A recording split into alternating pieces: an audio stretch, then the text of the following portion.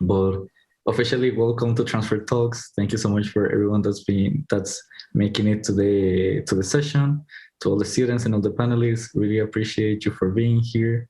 It looks like we're going to have like a smaller crowd, but that's okay because that way we can give you guys more personalized advice and it can be a more intimate setting. And we really have an amazing set of panelists here with a lot of great and a wide array of experiences. So make sure that you make the most of it. So first of all, we're gonna get started with introductions, and we're gonna do it popcorn style throughout the panelists. And I'm gonna start introducing myself, and it's just going to be general introductions. It's just going to be everyone's names, pronouns, majors, their hometown, their community college, their involvement, like their experiences, either in research, industry, or internships, and also their favorite summer memory. So it's going to be kind of lengthy, but I'll make sure to drop it in the chat just so everyone is kind of that has it so that everyone has it at hand. Yeah, and I'm gonna go ahead and get started, and that we can get to know each other a little bit more. But yeah, so my name is Jose Santana Sosa, and I actually work at the Idea Center.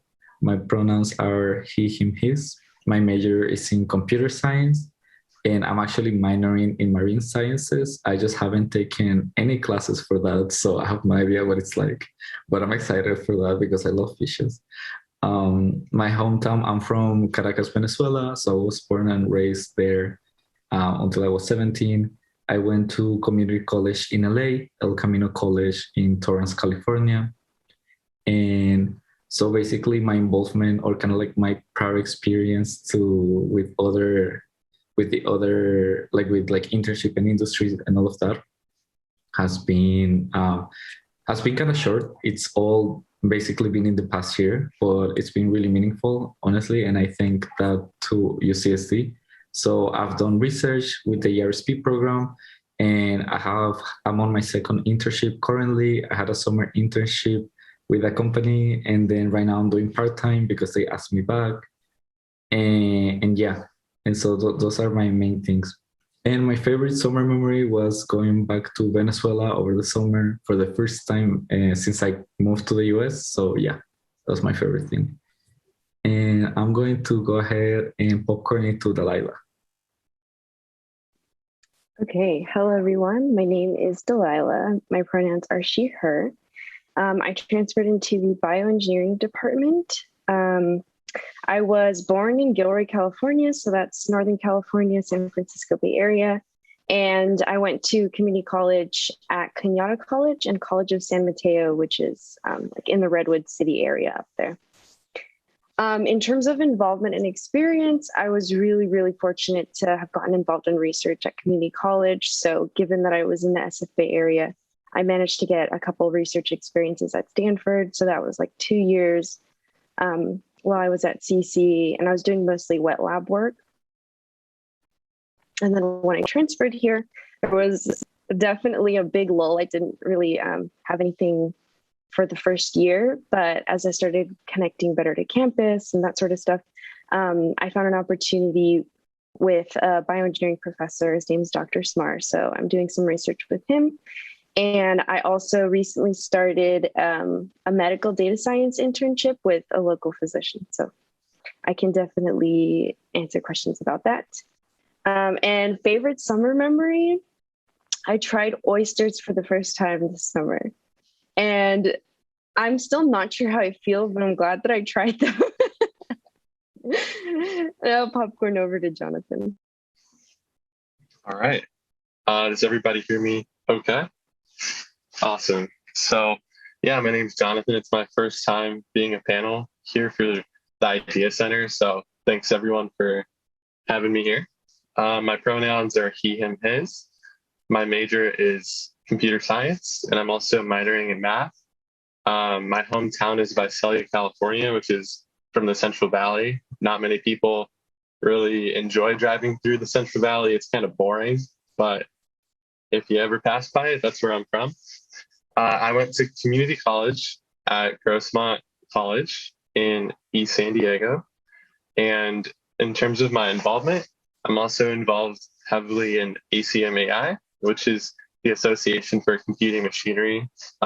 It's a great organization to get involved in if you're interested in computing or just getting involved with other like-minded folks who want to use computing for some good cause. And aside from that, I also really enjoy doing research. Like Jose, I also did the Early Research Scholars Program last year. And after that opportunity, I've developed a pretty big interest in robotics. And over this past summer, I've been doing some research at an internship at USC, which I applied to. And I'm still also doing some work there right now, just to wrap up our project. And aside from that, my favorite summer memory has to be introducing my Latinx family to Korean barbecue.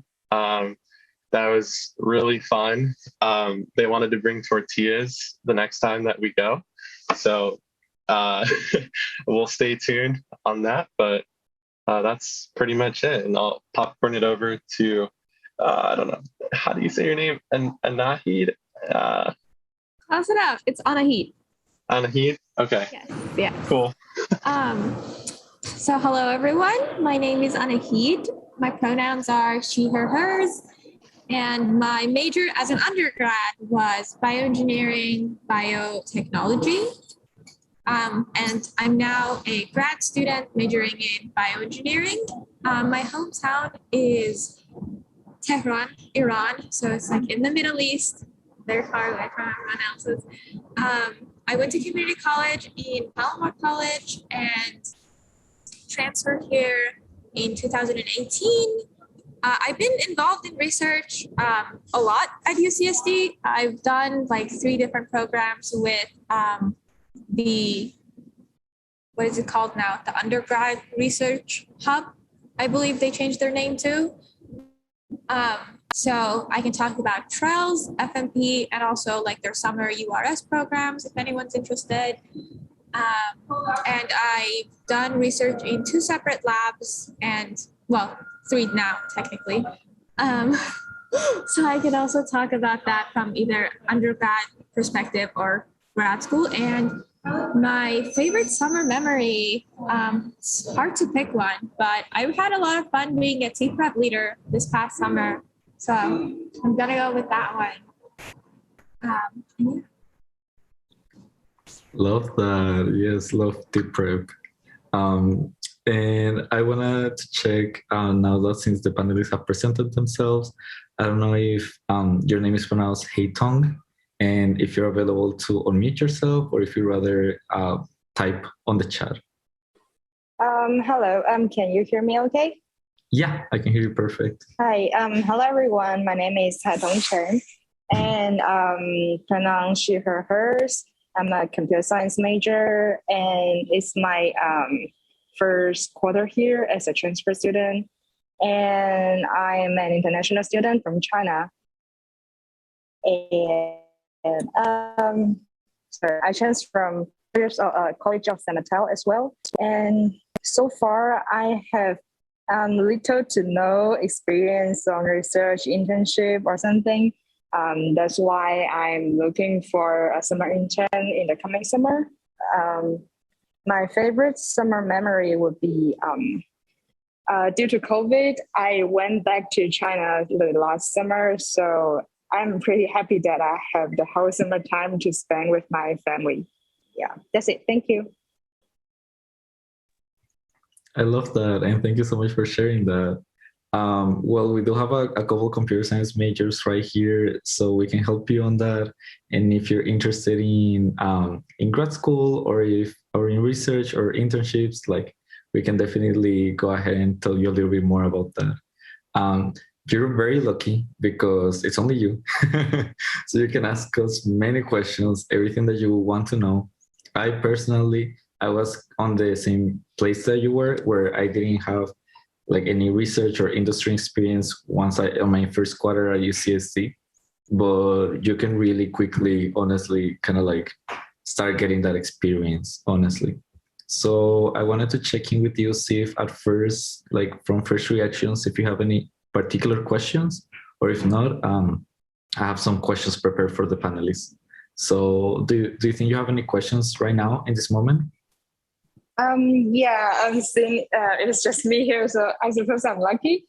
I do have a question because I'm thinking about applying to grad school as well.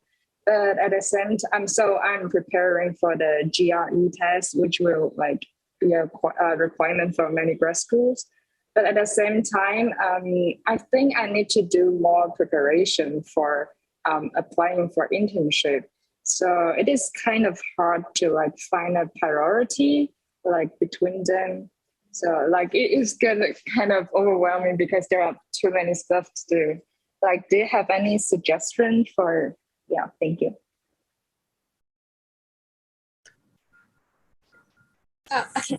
You can go on ahead. Perfect. Thank you. Okay, sure. Yeah. So I was kind of in like the same boat with like trying to like manage my time. I will say there are programs on campus where you could do a summer internship, and they have classes available for preparing for the GRE as well.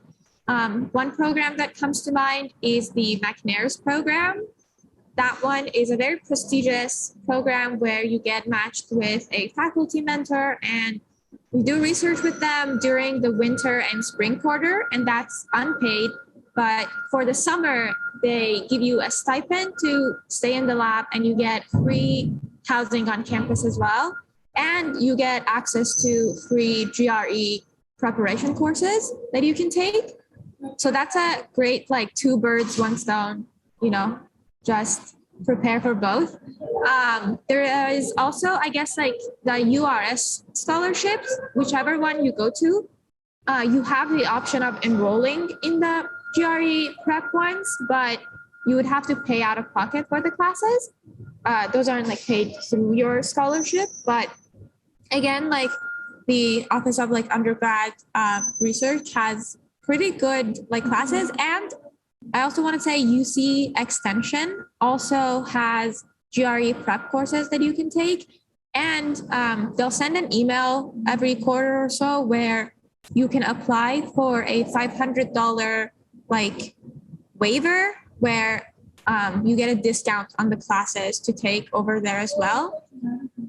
So yeah, those are kind of like my advices. I would highly recommend like taking a GRE prep course because then you kind of know how to approach the problems a lot more easily. But Yeah, that makes sense. Thank you. Yeah, like those are amazing resources that I didn't even know any of them. So I'm saving these tabs so I can look into them later.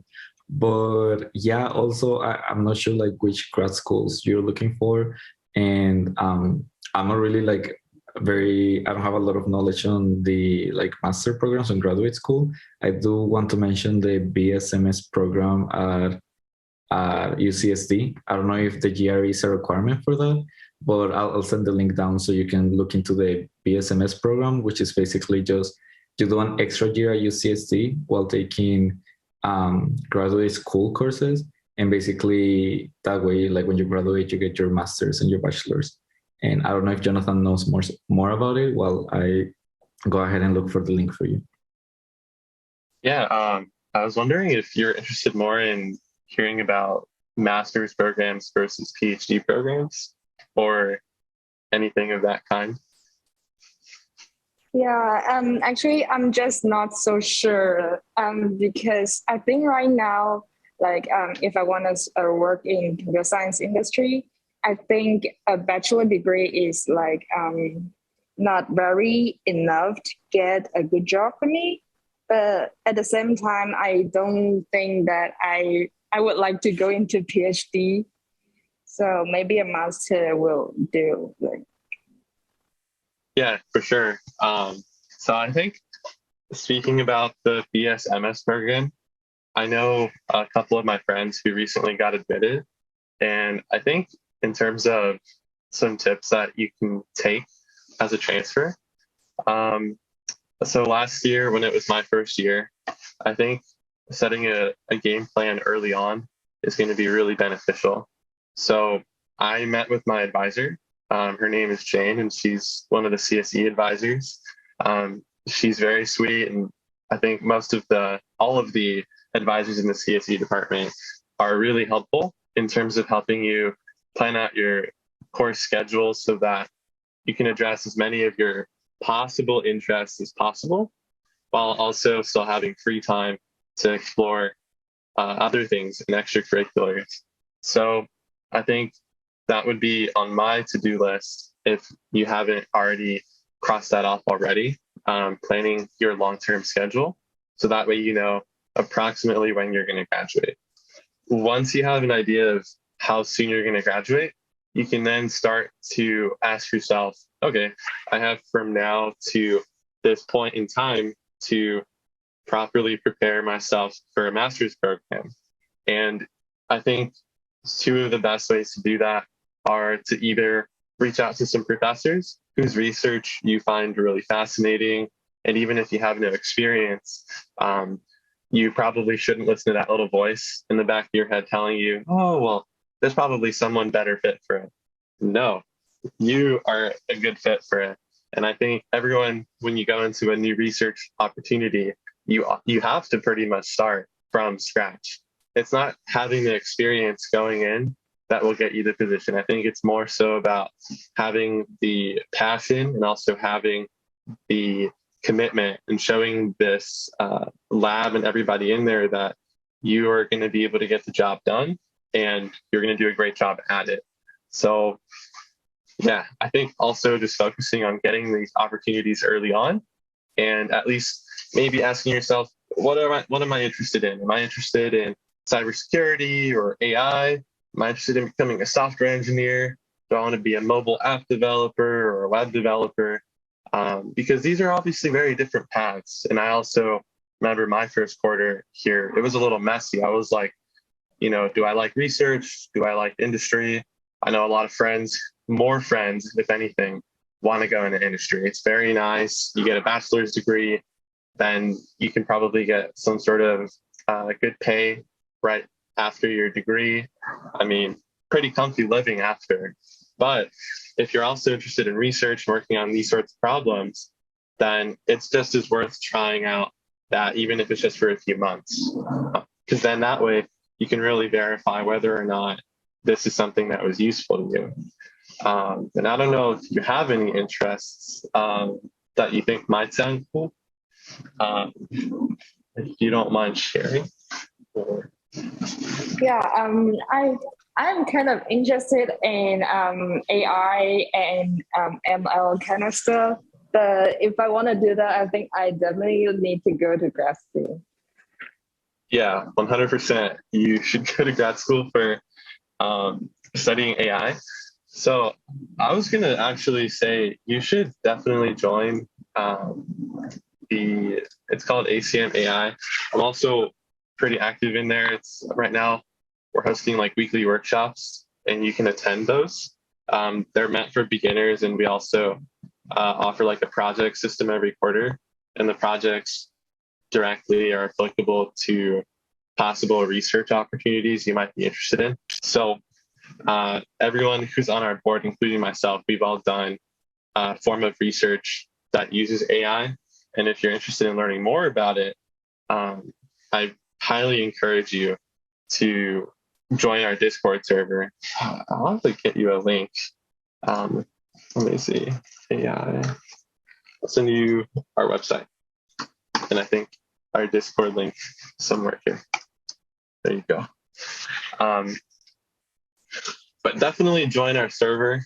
And aside from, attending these like project workshops, I think also if you want to get involved in AI, some of the more like literal things that you might want to get experience with would be like programming skills in Python. So I think Python is a really widely used language in a lot of fields, not just AI. So developing your skills there would be probably the first step to being prepared for this sort of research opportunity. And after you kind of understand Python, I think maybe brushing up and making sure that you have a decent understanding of like the applications of AI. So there's all sorts of cool stuff, all sorts of cool research going on. There's like, you could work on something like machine learning for cancer and like bioinformatics. You can work on robotics or computer vision or natural language processing. There's like tons and tons of fields. And even I'm still, it took me a while to really like settle down into something that I think I could work on for a PhD. So if you're going to work on a master's degree, something that's really great about the CSE BSMS program is you don't have to take the GRE. And a lot of the professors, when you are taking your master's, a lot of the professors there do research in AI. So if you were to meet some of them right now and just say, hi, I'm trying to learn more about AI. I'm a first year transfer. Do you happen to have any tips? Could I possibly audit your course just to see the materials? I'm really interested in taking your class maybe sometime next year when I have the prereqs. That's also something that a lot of professors are happy to do, just giving you like visitor access to a Canvas course if you want to kind of learn like AI stuff in your free time. And yeah, I'll probably like momentarily stop in case you have any questions. I know that's like an information dump. So do you have any questions? No. Thank you for that information. So after this, I'm gonna check out the CSE advisor first, and then like maybe check out the Discord of the organization, and then like look for some research opportunities from the professors here. Yeah, that sounds like a great plan. I should also drop this link right here. So if you want to get a better feel for like who works on AI at our school, you can go to ai.ucsd.edu and you're going to have a full list of professors. If you already have joined the ACM AI Discord, you can find me. My name is just John with an exclamation point. And you can like send me a private message if you want. And I could help you if you need any help, like, you know, deciding between which professor might be more friendly to a first year transfer, who has like more rigorous expectations. And I know like that's also just as hard to understand like who is actually going to accept me as a transfer. Because admittedly, like last year, not everyone is going to buy it when you're a first year. Regardless of whether you're a transfer or not, they'll want you to have like taken their CSE 100 whatever course. And if that's not a requirement to join their lab, then there might be some other ways like having outside experience with projects. So yeah, it's like a ton of stuff I just shared. Yeah, that sounds cool. Thank you. Yeah, no problem. Yeah. No, that was great. And see, like you get so much cool information. And I just want to touch upon well, first actually I wanna reemphasize the question that Delilah made about if you have any Python experience, because do you have any experience or have you been exposed to Python? Because otherwise there's a lot of good resources to learn it. Oh yeah, sorry. I just checked out the chat, so I didn't see the question. I actually have some Python experience, but I would not say that I'm very skilled or I'm not an expert, but I know something about it. I would say, oh, go ahead. You go. No, sorry, you can go. I would say if you really want to brush up on Python, like general Python, you can use Codecademy. I know a lot of my peers who are in ACM AI, we all kind of used Codecademy as like a reference when we were first starting to learn Python. It's free, and I think they make it really easy to kind of jog your memory on the fundamentals, and you can actually get pretty far with those fundamentals. So I would recommend that as a good resource. As for like learning about specialized machine learning stuff, well, there's a lot of stuff going on in machine learning. So I would probably want to narrow down my interests. And I think after I'm done learning Python, if I were you, I would then try to learn about what can AI do? What kind of problems are being solved with AI right now? What works? What doesn't work? And then maybe you can try to fit yourself into a place just for now. You can maybe say, oh yeah, solving this problem in computer vision sounds cool. And hey, there's some people at our school that do research on this. I'll email some of them my resume, and I'm sure there's probably other workshops for like resume development. That's a whole other thing. But yeah, I would explore interests after you learn the programming. Yeah, and I really wanna like emphasize that point that Jonathan made earlier about oh, it escaped my mind just now actually. But it had to do with the fact that like it had to do with the fact that like when you are starting out and you feel like you might not have experience or that you might not be the right fit, that you might feel a certain type of way about applying or trying to go get an opportunity. Oh, I remember. So yeah, so you should always still go ahead and like reach out for that opportunity. And I think right now you're exemplifying it so well, because this was a workshop, like an interactive workshop that was open to all engineering transfer students, even all transfer students, like anyone could have come here. And you're literally the one person here. And just coming here and like popping off and seeing kind of like who's here and what this is about, it's already like benefiting you so much, because then you can like already like not only you're getting information and a lot of resources, but you're also creating connections and networking. And like, as you can see, we are all, not only the students, but also the professors are so open to giving information, and we want to help out because we know where you've been. We were there not too long ago.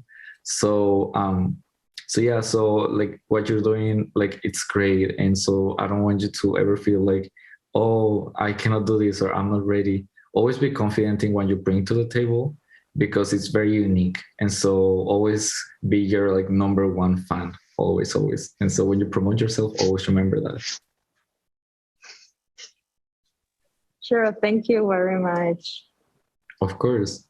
Do you have and I know we've given you a lot of information. Do you have any follow-up questions right now, or anything that you want to discuss?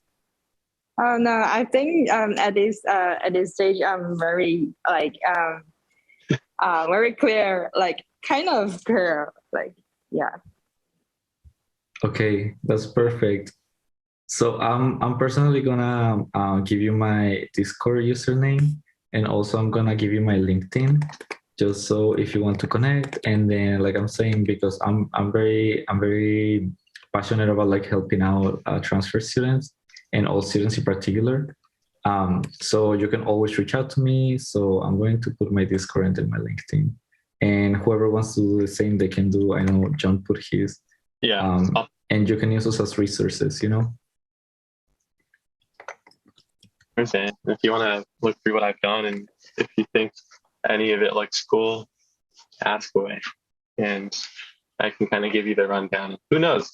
Maybe you like the work that some of us have done. And I think that's just as important. Networking, I think knowing people has made my experience at UCSD a lot more enjoyable. And by attending workshops like this, you're just expanding your network. And arguably that might make it easier for you to get into new opportunities like research. Yeah, thank you. So I'm on my phone right now, so it is kind of hard to like switch windows. So I would definitely check out all the links after this. Perfect. That's perfect. And we appreciate you so much for coming here. And we hope that this has been of help to you. So we can hang out for a little bit longer. See if you have any other questions. But then if you don't, you already have our contact information, so you can reach out to us afterwards, after you look at the resources. And if you have any follow-up questions, you can definitely hear our line and figure out like, and kind of like get some answers or some clarifications on anything that we told you today. We are recording this session. I'm not sure if we will make it available for the general public. I will have to follow up on that for you. But yeah, I'm gonna save. I am going to like basically save all the links and everything. So if anything, by any chance you lost anything or you misplaced any of the links, or yeah, you can just hit me up and I'll make sure to like get it for you. Okay. Yeah, thank you. That sounds great. Okay. And I think I'm good at this point. Thank you all for like helping me out today. Yeah, No, good of luck. course.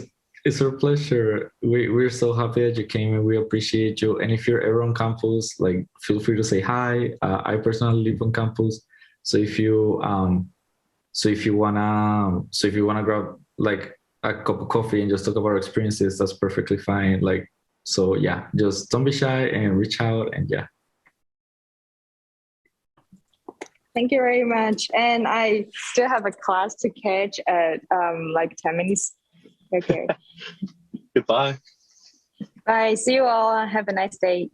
Thanks. Bye. Thank you for coming. Thank you all so much. I really appreciate you, and you guys are amazing. You have no idea. Good work. I was actually thinking, since we are recording this, Jenny was suggesting that I can ask you some of the questions that I have, so that Sure. people watching it later can go ahead and get some benefit as well, since we have like 10 minutes left. So okay, so this one, I think it might be important to some of the first years. So how did you obtain your first like internship or research experience? Like, how did you first like get your foot in the door? Like, how did you manage to do that? And we can go by alphabetical order. So it can be Anahid, Delilah, then Jonathan, and then me. Sure. So for me, my first quarter, I just wanted to like get started with research as soon as possible, but I had no idea what I wanted to do. And so the like Office of Undergraduate Research has a program called Faculty Mentorship Program, where you don't have to have any research experience and you just sign up. And then they give you faculty, like a list of faculty who are interested in recruiting students with no experience. And so then you look at their projects, you look at like the lab, and then whichever one you like, you can contact the professor and say like, I'm part of this program that you had signed up for. I'm really interested in like your research and I'd love to like join. If we can set up a meeting sometime to like discuss it further, I'd really appreciate it. And so that's what I did. I just cold emailed a professor with it and it worked out. So that was my journey. And then for me, honestly, everything has been networking. So my first research experience when I was in community college, I was doing like a community college class at Stanford. And this professor came, or sorry, not professor, postdoc came, and she gave a little presentation. And I followed up with her and I said, I would love to work with you. And she was like, sure, whatever. And then at UCSD, I was taking Bang 1, which is basically like intro to bioengineering. And I'm sure every major has their own like intro to something class. And one of the professors was given a presentation. And again, I just emailed him and said, hey, I'm interested in what you're doing. And he also said, sure. So I have had a lot of good luck with just following up with people. I think having that cold emailing is great. I've gotten a lot of informational interviews from cold emailing, but also just being able to have a little bit of a connection. Like, I met you at this conference or this workshop is really, really good. All right. So in terms of how I got my first research experience, I'll start it off with this little phrase that I just came up with. Cold emails are actually very hot these days. I think that when you send a cold email, as long as you portray that you have the aptitude and the ability to embark on this new research experience, you will more than likely find success. And personally, when I found my first research opportunity, it was in my last semester as a community college student. It was in spring 2020.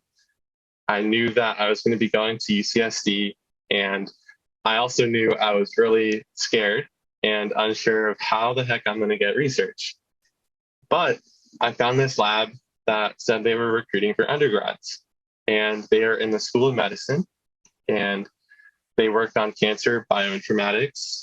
And I saw cancer, and I know that's a really big problem, and it's really dear to me and my family because we've unfortunately lost some folks to that. So working on that sort of problem, it's just like it hits home, and you know that you're going to work on a problem that you're more deeply motivated by.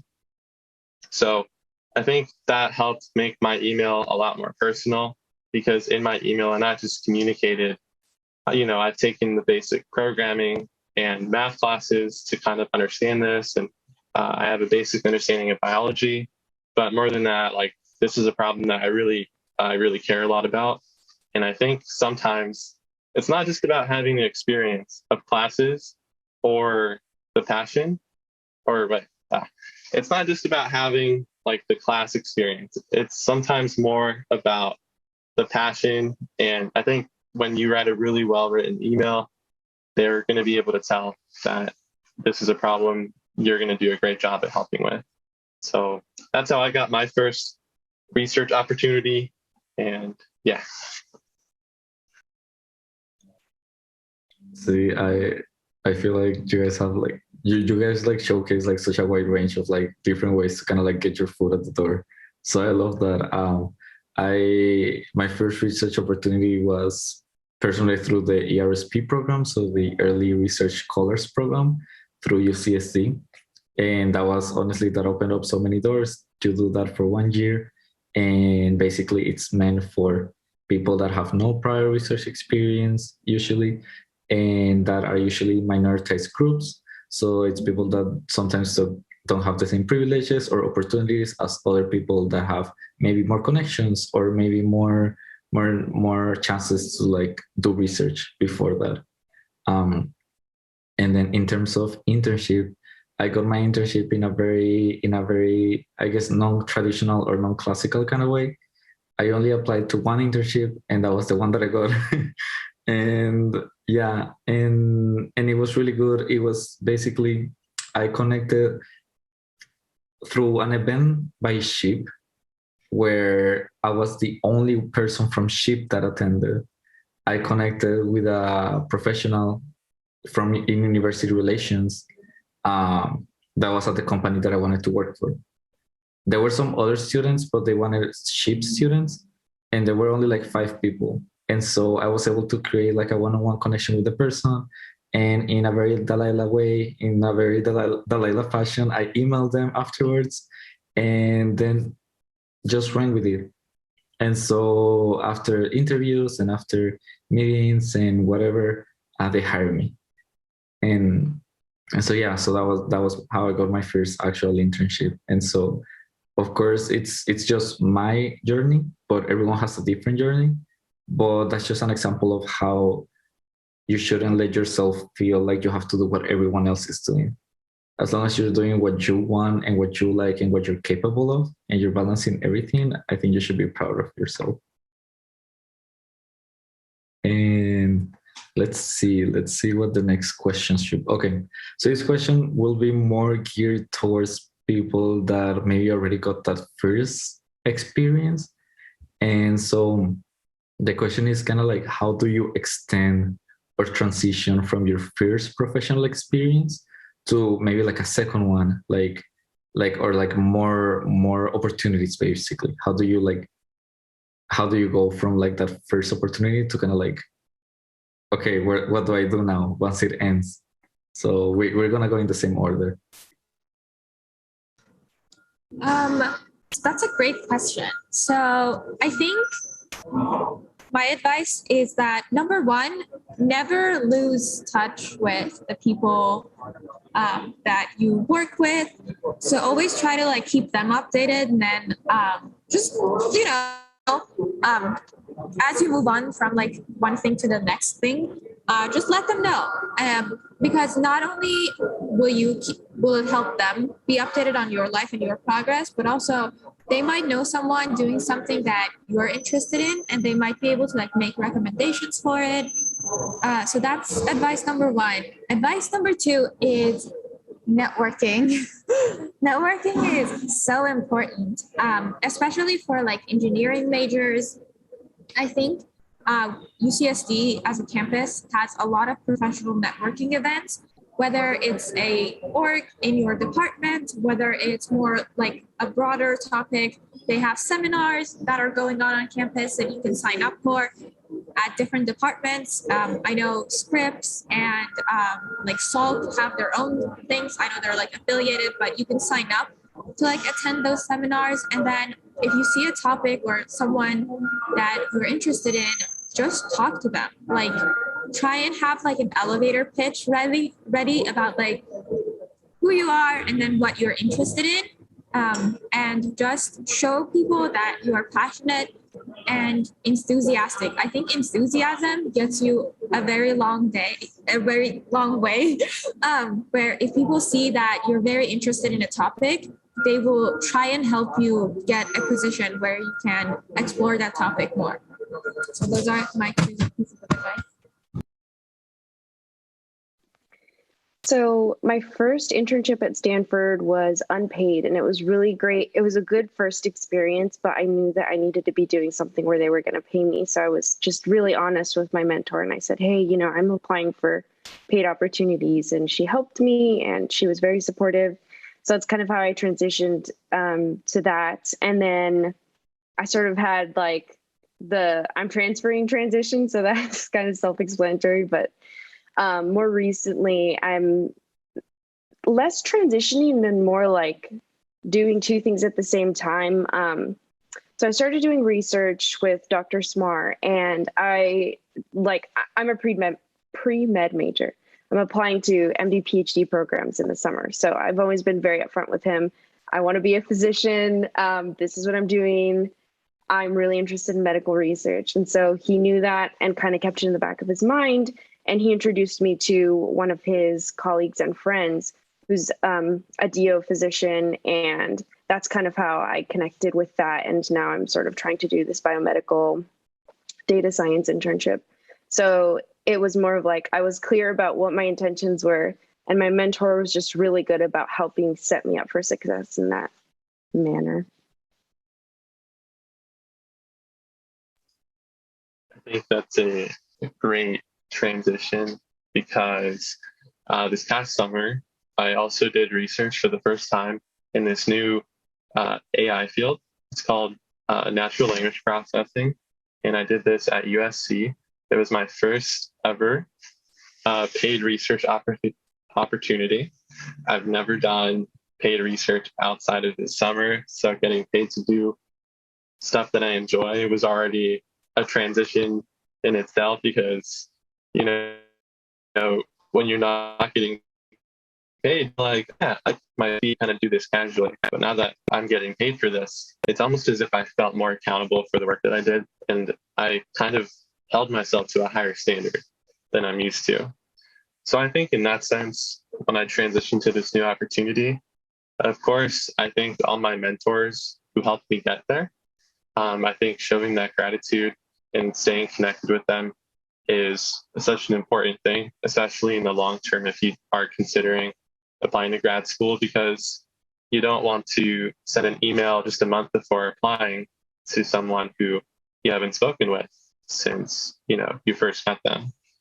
And I think, this past summer, what really helped me get settled into this new opportunity was just being excited and also just kind of asking tons and tons of questions.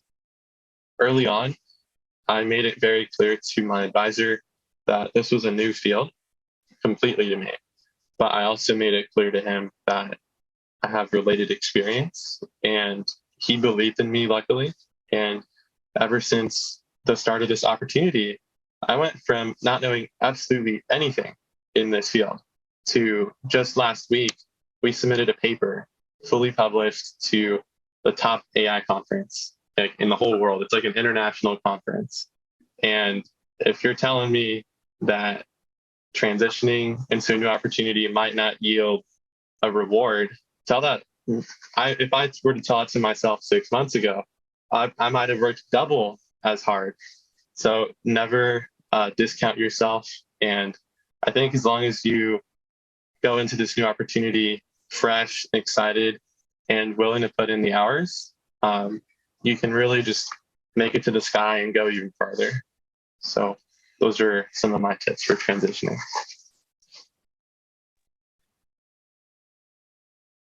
I love everything that you guys said. Like, you have no idea. I think you guys gave great advice. And what Jonathan said, never discard yourself. Like, never, like, confidence. And like Anahit said, enthusiasm will take you so far. Because at the end of the day, people want to work and want to collaborate with people that they enjoy working with. That's like, at the end of the day, we are humans. So that's very important. And my advice, or like kind of like my how to extend an opportunity, I really want to highlight what Delilah said, because I think it's so important. I think first you have to figure out what it is that you want to do, what direction you're going, even if it's not completely fully realized, even if it's just like a vague sense of direction. And then you have to transmit that to the person that you're currently working with. You have to be very upfront and very honest and just basically tell them where you want to go, because they will help you. They have more experience, they have more years usually than you. And so they have a lot more connections. So they want you to succeed. Like someone like they're helping you. They want to support you. So that's definitely what I would say. And maybe we can do one last quick question. It's more of, what piece of advice would you give to your first year transfer self? So yeah, what would you advise to yourself from that first quarter where you were so scared and you didn't know what to do and everything was so foreign and different? So take it away, Anna here. Sure, that's a great question. I guess I would just say, don't be afraid to fail. Failing is a very big part of science, and not a lot of people talk about it. But I think just be brave enough to try it out. And even if it's something that doesn't work out, at least you'll know you gave it your best shot and it didn't work out, and you can move on to like something else. But yeah, just be okay with learn to be okay with failure. I think like as a scientist, it's very important to like adapt to failure and learn from it and not let it stop you. So that's my advice. For me personally, I had a really rough transition because I tried not to join too many clubs because I was really focused on like, okay, I have to have time for my classes. But instead of helping me out, I ended up alienating myself and just feeling sad and lonely, and I didn't feel connected to campus. And I think that was my big mistake, is in trying to make sure we had enough time to succeed academically, I didn't make sure to nurture like my soul, for lack of better words. So I would just say, make sure to check in with yourself. Your mental health comes above everything. And part of that for me was finding community on campus, getting connected, going to the resource centers, finding clubs that had people that I could connect with. Don't overload yourself, but also don't be afraid to try lots of different things out and see what fits for you. I think if I were to give myself some advice early on, I would say being good at something is a lot better than trying to be perfect at something. I think perfectionism can oftentimes make you feel like you're a machine and that you have to spit out everything perfect. And sometimes you can really fall down rabbit holes. And in some cases, you might even lose motivation and ask yourself what you're really doing. I know in many cases when I was first coming to UCSD, being perfect was something that I was really trying my best to achieve, but I realized it's not very feasible, and it really, in terms of mental health, does not help. And I think part of being successful early on, especially as a transfer, is being kind to yourself, because oftentimes there is a stigma, whether we hear it directly or indirectly, that because we're transfers, we have to catch on to what everybody else is doing, or that we're behind. But that's not always the case, because every transfer that I know is really hardworking. And I think that, if anything, making sure that you don't get in your head too much and you give yourself time to breathe and go outside and kind of do things that you enjoy, you'll oftentimes be more successful than if you were to try to strictly be perfect on a day-to-day basis. So being good. Yeah, that would be my advice. That's amazing advice. And I fully on like support and like repeat everything that you guys said, because those are really good things that I wish I would have known. Because sometimes you hear and you think you know, but putting into practice is a whole different thing. So I wish I could have started putting that into practice my first quarter as well. And for me, my biggest advice would be take time. Like, take time for yourself. Take time to do what you want to do, what makes you happy. If you take time to do your work, but also take time to do breaks, to enjoy yourself, to actually enjoy the class that you're doing and to learn from it. But if you're stuck in an assignment or a homework or something, take a break. It's fine. You don't have to finish it immediately. So many times I'm stuck on a programming assignment, and I feel like I cannot do it, and I feel like I'm never going to be able to do it. Then I come to it the next day with a fresh mind, and it's like, oh, I was stuck on this, and then everything works out. And so take time. Like, in the end, academic and professional achievement is very important for a lot of us, but also make sure that you're taking time to enjoy the experience, because it's very unique and it's very special. So take time. But yeah, thank you all so much. I guess we're gonna go ahead and start wrapping it up because we're close to the hour. But once again, I wanna thank all the panelists for being here, for giving such great advice. And yeah, and we're gonna make this recording available, and so that way you guys can go ahead and look at it afterwards.